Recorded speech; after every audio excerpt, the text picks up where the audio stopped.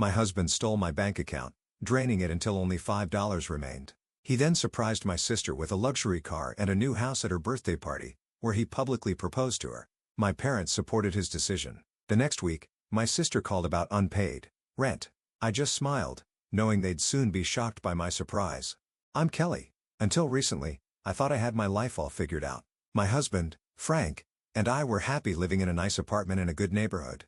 We both had stable jobs. I worked as a marketing manager, and Frank was the head of sales at a sports nutrition company.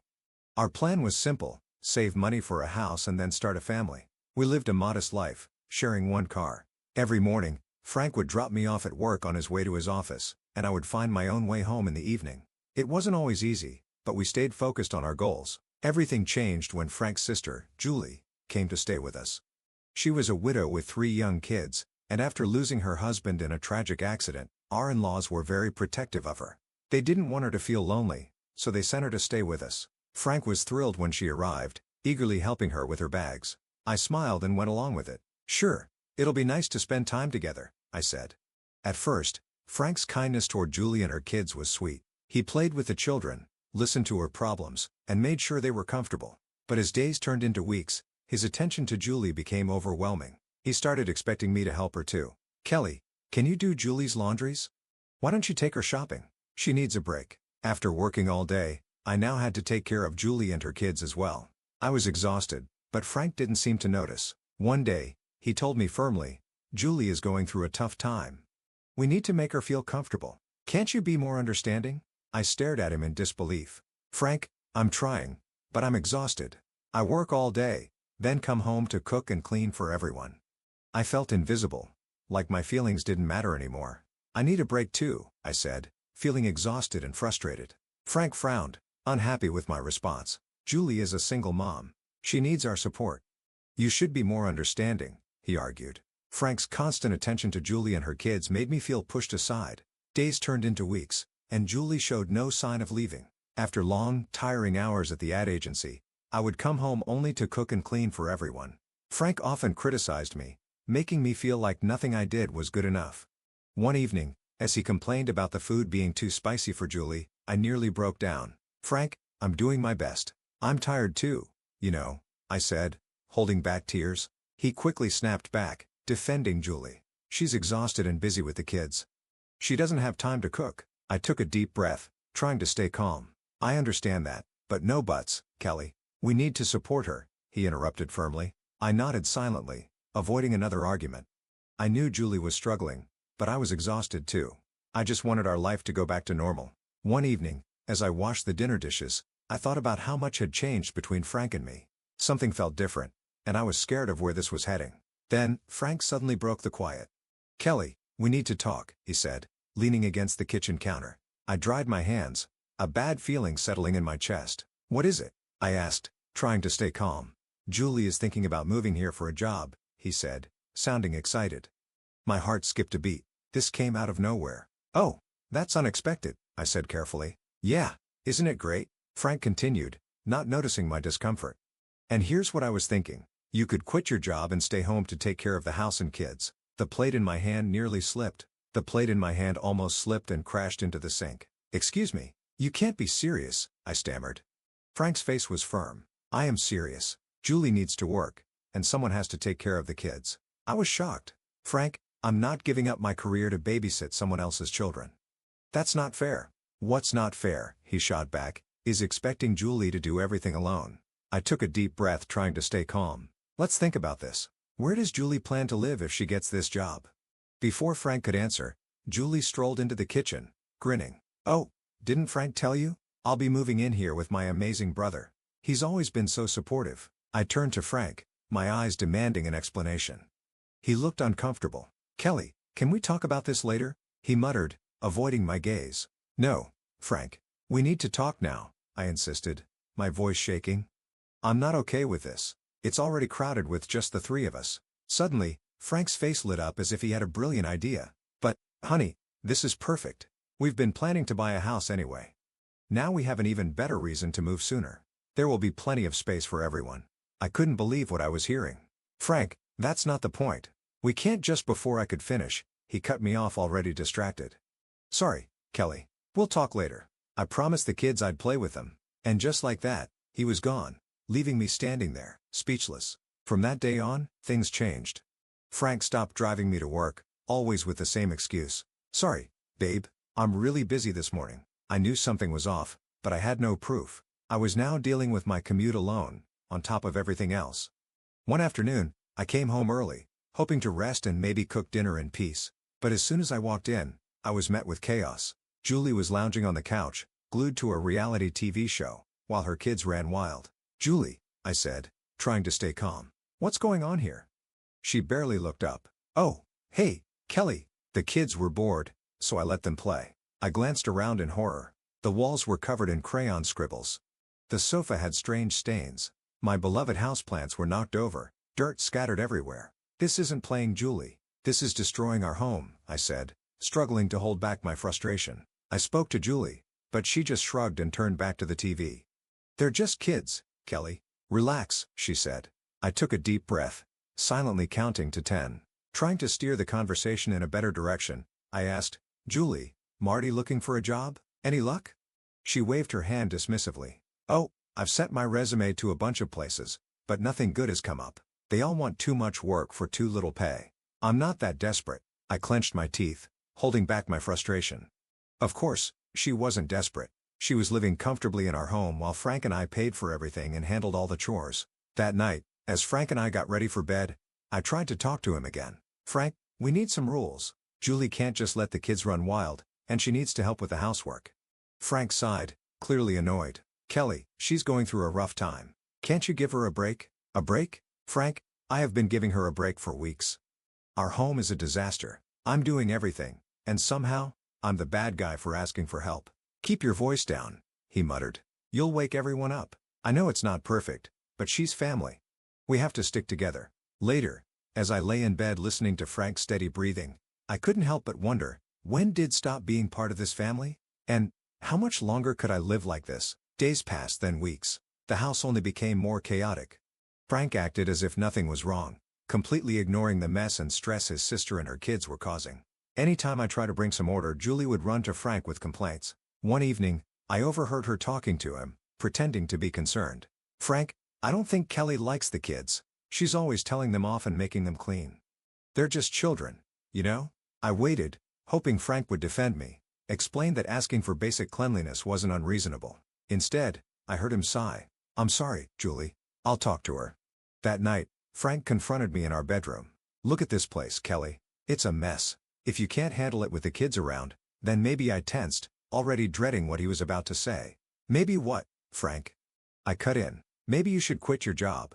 If you stayed home full time, you could keep things in order and wouldn't have to stress about the kids. I stared at him, speechless. I let out a bitter laugh, a mix of disbelief and anger. So, now, expecting kids to clean up after themselves is child labor? Frank, do you even hear yourself? But he wasn't really listening. He had been pushing this idea for a while, and honestly I was tired of fighting it. You know what, Frank? Fine. You want me to quit? I quit, I said. But in my mind, I was already forming a different plan. His eyes widened in surprise. Really? You mean it? I nodded. Yep. I'll call work tomorrow, and let them know. Frank's face lit up with a huge grin, and he hugged me tightly, not even noticing how stiff I was. Oh, Kelly, this is amazing. You'll see. Everything will be better now. The next day, I did call work, but not to quit. Instead, I explained to my boss that I needed some personal time to sort things out at home. I hinted that changes were coming, but didn't give too many details. Luckily, I had recently trained an intern who was ready to step in, and my boss was supportive. I requested 1 month of unpaid leave. When I told Frank that I was temporarily leaving my job, he beamed with pride. He even exchanged a knowing look with Julie, as if saying, "See, I knew Kelly would understand the importance of family." Watching them celebrate, I felt like an outsider in my own home. But, I reminded myself, this was only for 6 months. I needed time to see how things would play out, to see if Frank would finally realize the problems in our setup. The next morning, Frank kissed my cheek before heading to work. "Have a great day at home," he said, fully confident that I would handle everything just fine. I forced a smile, waved him off, then turned to face the chaos inside the house. Julie was sprawled on the couch, remote in hand, while her kids ran wild. From that day on, my life became an endless cycle of cleaning, cooking, and childcare. Each morning, I woke up at dawn to prepare breakfast, pack Frank's lunch, and spend the rest of the day scrubbing, washing, and running after Julie's kids. Meanwhile, Julie treated every day like a vacation. She often left the house to shop or meet friends for coffee, casually dumping her kids on me without a second thought. As the days blurred together, I found myself watching Julie drive off in Frank's car while I stayed stuck at home, drowning in housework and childcare. Frank, on the other hand, seemed completely unaware.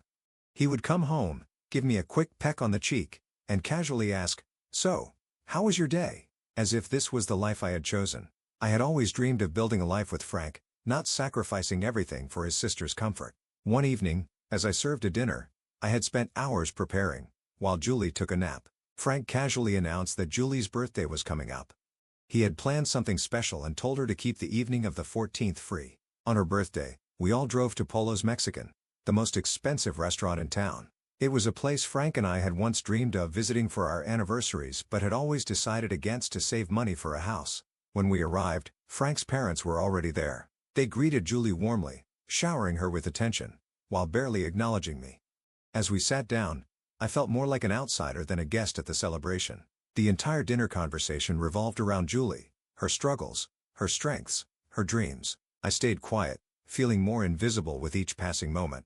After the main course, Frank stood up and tapped his glass for a toast. He spoke about how strong and resilient Julie was, saying how much he admired her. The room filled with applause. Then, he reached into his pocket and pulled out a small box. For a brief second, my heart leaped. Could this be for me? Was he about to show his appreciation for everything I had done? But as he turned toward Julie, my excitement vanished. "Julie, I know you've been struggling to get around with the kids," Frank said. He opened the box, revealing a set of car keys. "Happy birthday, sis. Here's your very own car, just like you always wanted." The room erupted in cheers and applause. Julie jumped up and hugged Frank tightly. "Oh my God, Frank, I can't believe this. You're the best brother ever." Meanwhile, I sat there, frozen, my mind racing. A car? He bought her a car? Memories flooded back. So many times I had told Frank that we needed a second car. Every single time, he had dismissed it, saying we needed to save money for our house. I swallowed hard, trying to stay calm. "Frank," I started, my voice shaking. I looked at Frank and asked, "Why did you buy such an expensive gift for Julie?" The room went silent. Everyone stared at us. Frank's smile faded slightly. "Well, Julie really needs a car. It's hard for her to take the kids to the park or the doctor, and she'll need it when she starts her job." His words hit me like a slap. "And what about us? I've been asking for a second car for months." Frank's face hardened. "Kelly, you're home all day. You don't need a car." His dismissive tone felt like a punch to the stomach. How much did this car cost Frank? He shifted uncomfortably. $45,000. The room seemed to spin. $45,000? Your sister needed this car, but I didn't. My patience was gone. I had sacrificed my job, my dreams, and my identity for this family. Frank's face turned red with anger. "If you're going to be so selfish and difficult, fine. I'll take out a loan and put the money back." "No," I snapped, not caring about the scene we were causing. "I don't want a loan. I want you to sell the car and return our savings." Julie, who had been quiet until now, suddenly spoke up. "See, Frank? I told you she was controlling. She always wants to run everything." Frank's parents nodded in agreement. His father spoke sternly. "Kelly, you need to understand your place. Frank is the head of this household." I felt like I was drowning in judgment. My heart pounded. Frank suddenly stood up, his chair scraping against the floor. "That's enough, Kelly. You've ruined the evening with your behavior. Don't you know how to act in public?" Tears welled up in my eyes, but I refused to let them fall. I took a deep breath, grabbed my purse, and stood up.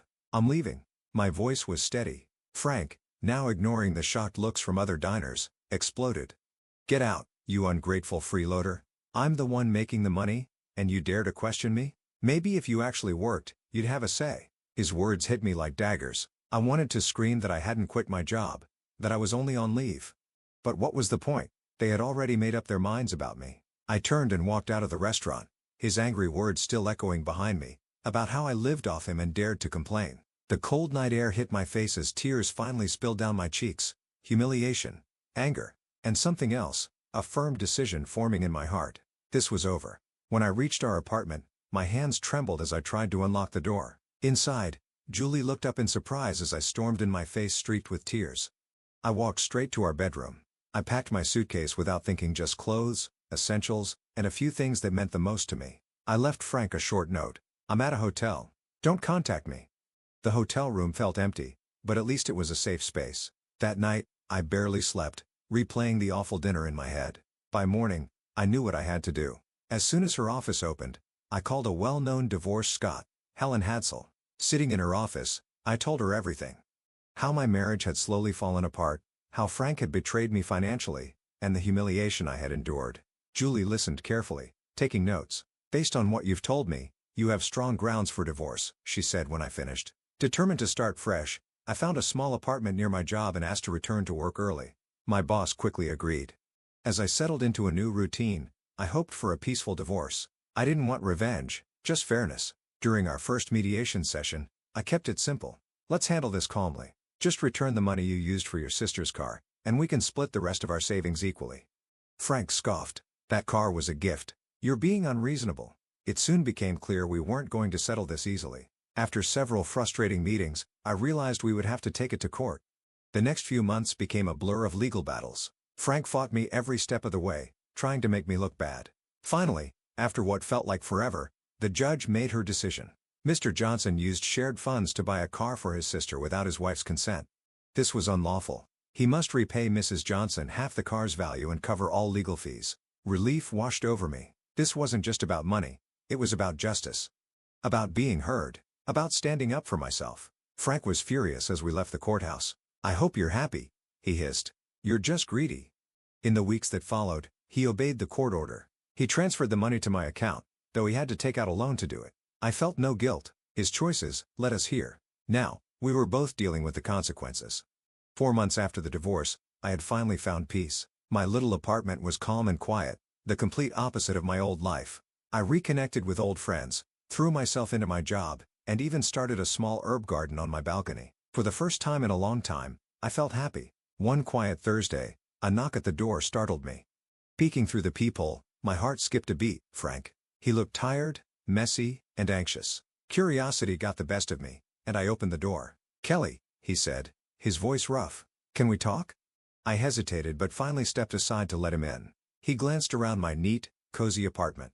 You look good, he said softly. And the place looks nice. Thanks, I replied cautiously. What brings you here? Frank collapsed onto the couch, clearly troubled. I messed up, Kelly. I see that now, he admitted. I came to apologize and ask for your help.